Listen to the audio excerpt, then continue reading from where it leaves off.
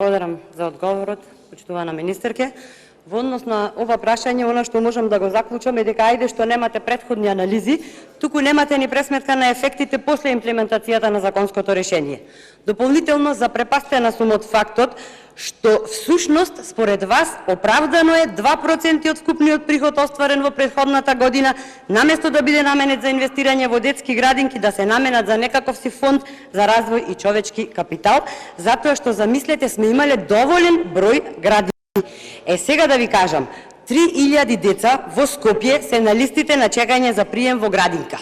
Околу 200 деца се на листата на чекање во Охрид. Околу 450 во Гостивар и така натаму.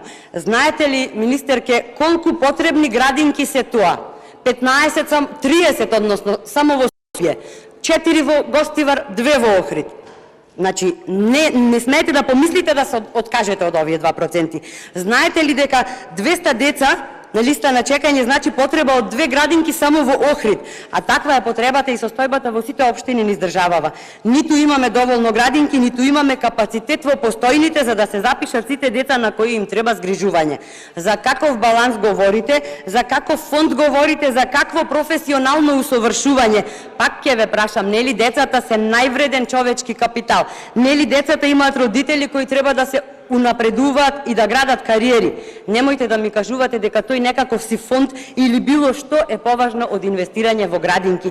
Немојте, ви се молам. Жена сте, мајка сте, имате огромна структура која што ја водите, наречена Форум на жени. Како ќе излезете пред тие мајки што ве поддржуваат, како ќе ги погледнете во очи и повторно ќе им побарате поддршка бидејќи изборите се веќе на повидок?